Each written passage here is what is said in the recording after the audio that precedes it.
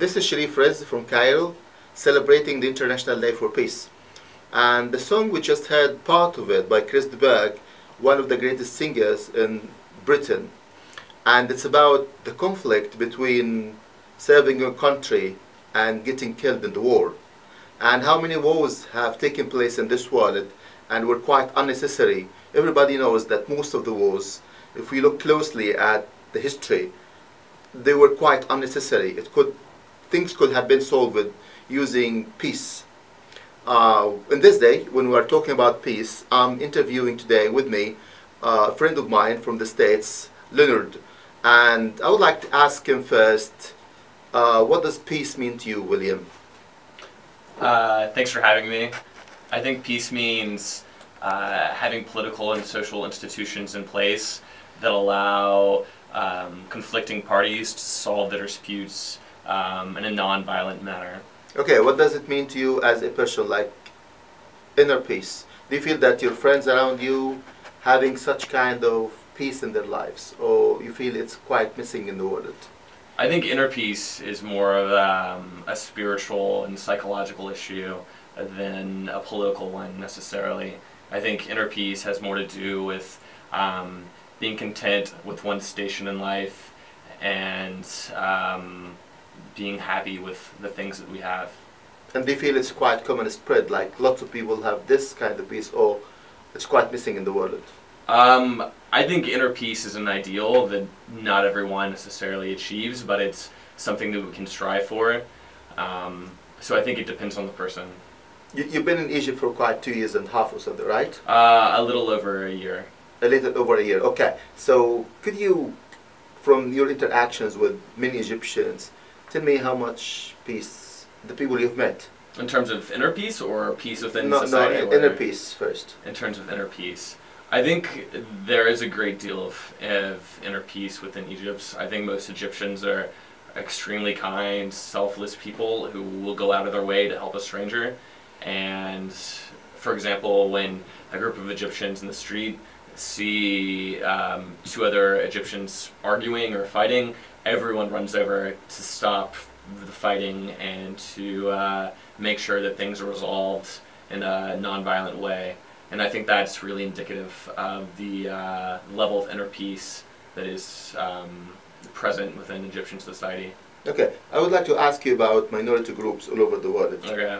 How do you think they could be very much integrated in society, and how much they could feel peace? What would help them? How the government would help them to enjoy real peace in their own country? Right. I think that's a huge question. I think it depends on the context.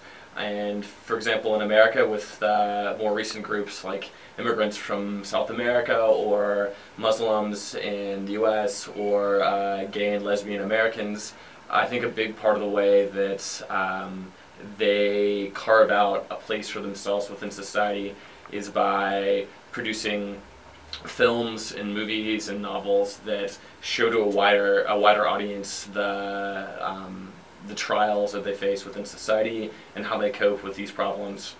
And I think through that they affect the other people within society, and the people who aren't necessarily gay or lesbian or from South America or are Muslim. They begin to sympathize with those people, and after a while, after many years, that change in sentiment is enshrined in law.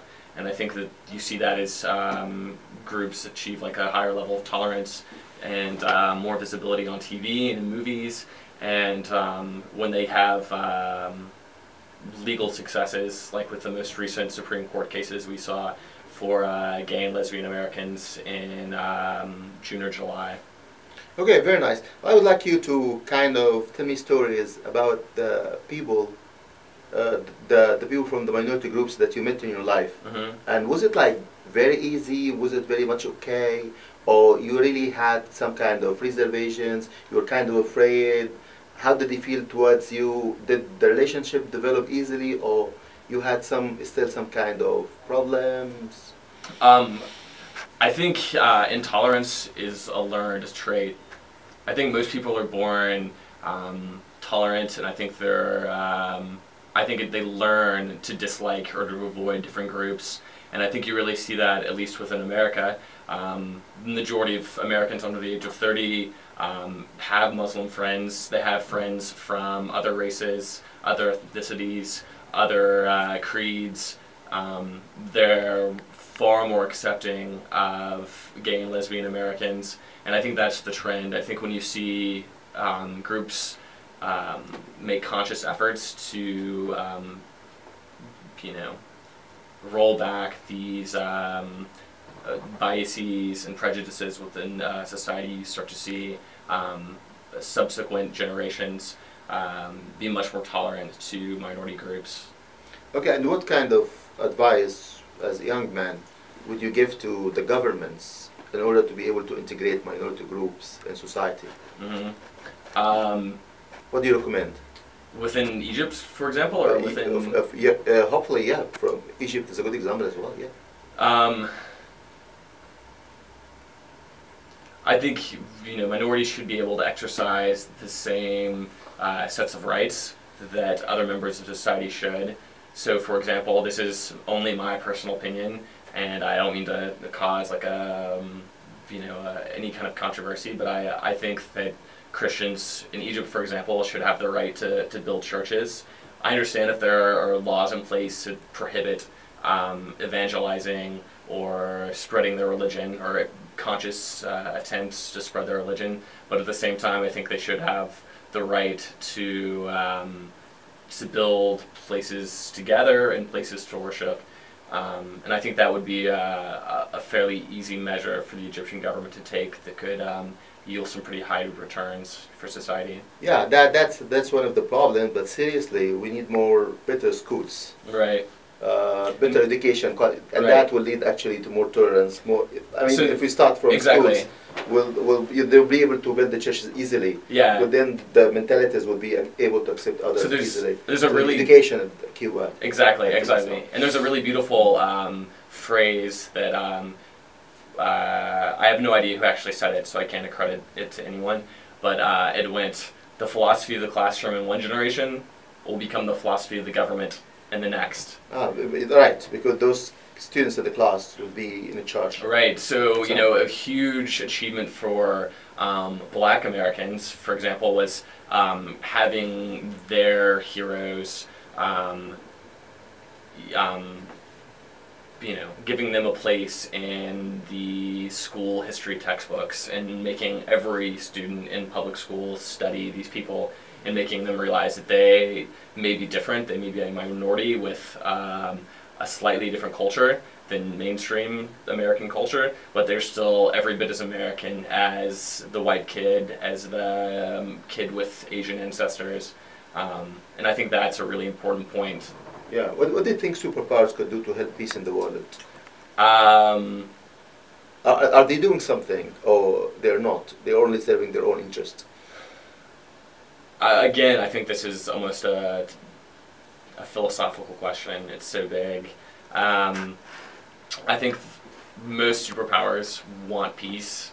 I think they also have their own self-interests, and I think those conflict sometimes. And also within these superpowers, within their own societies, there are groups and individuals with a very high degree of influence and power, and they also have their own interests, and they influence the way policy is created, and the way leaders within a government or world power make decisions. So I think it's a very complicated issue, and I think most world powers ultimately want peace, but it's a tough thing to achieve. Well, I doubt if they want peace, but okay. Let's say one of the very serious problems in the world is poverty. Mm-hmm. What do you think superpowers, again, have done to decrease poverty all over the world? I mean, have they come up with projects in Africa, in Asia, to help develop the world and eliminate the factor of poverty, which may actually lead to extremism and fanaticism, right, much more than religious dogma? Well, I should preface this by saying that I'm not as well informed on this issue as I should be, but I know that world powers from Europe and from North America have made efforts to eliminate a lot of the serious problems that accompany poverty, like malnutrition or dangerous workplaces. Like after the fire that occurred in one of the factories in Southeast Asia, there was a really strong effort to enforce stricter safety codes, and I think that's important. I think poverty will always exist to some degree, but I think world powers can certainly make efforts to alleviate the struggles that come with poverty. Okay, well, a great African poet, I can't remember his name, but he once said that the problem lies in the Africans. They are not active enough. They should wake up and work harder. Do you think part of the problem, partly it lies on the poor countries? They are not able to use their resources very well, and they are not energetic enough, or they are not into developing seriously. I think that's a very racist and ignorant statement that neglects a lot of the history and a lot of the external factors that have over time created the situation that Africans and the people of other developing countries face for, almost 200 years. But I'll tell you, the comparison held that a country like Japan that has no resources at all, group of islands and earthquakes and right, but at the same time, Japan was an imperial power that invaded China, they invaded South Korea. They did terrible things. I'm talking about the economy now. Right. Not but that's how they built up their economy. And then, if you compare it to resources in Africa, Africa's got lots of resources in terms of natural resources. And they're being exploited by world powers.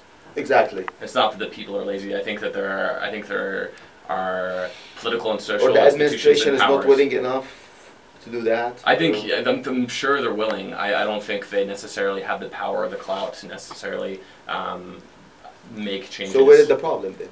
I think the problem is in the international system and in the fact that I think the fault lies. If we look at history and look at Malaysia, for example, I mean, they were kind of developing country, underdeveloped country some years ago, but then they didn't blame it on anybody and they just started working hard, and then they became Malaysia now. Right. So I mean, well, I'm sure that they got the same situation as African countries as well. So they started from scratch as well. I'm sure there's a degree of truth to that statement, and I obviously don't know as much as I should on Malaysia's recent history, but I highly doubt that you could that anyone could say that Malaysia's success has been solely due to the fact that they, tightened their belt buckle and worked harder. Okay, back to the question about peace. Does poverty affect people's inner peace or not? I think in a lot of cases, yes, it does. How? I think when you spend the majority of your day thinking about where you're going to get your next meal, I think it's really hard to be content with your station in life. I think it's hard to achieve any kind of spiritual calm. What kind of statement would you give to young people around the world from different countries and about peace? What kind of message would you send them? About world peace, how to encourage, support world peace? I think you can begin at home and always try to resolve conflicts peacefully with your neighbors and your friends and the people who live in your community. I think that's the most that any one individual can ever do. And what's the most practical way to overcome barriers, like religious barriers, race barriers, money barriers? I think interaction and having friends from different backgrounds is the most important thing, because when you realize that that these are actually other people, they're actually human beings, I think it's a lot harder to demonize them. Thank you. Well, it's been a pleasure having you with me in the program. Thank you very much. Thanks. This was Sharif Reza from Cairo talking about peace on the International Day for Peace in the World.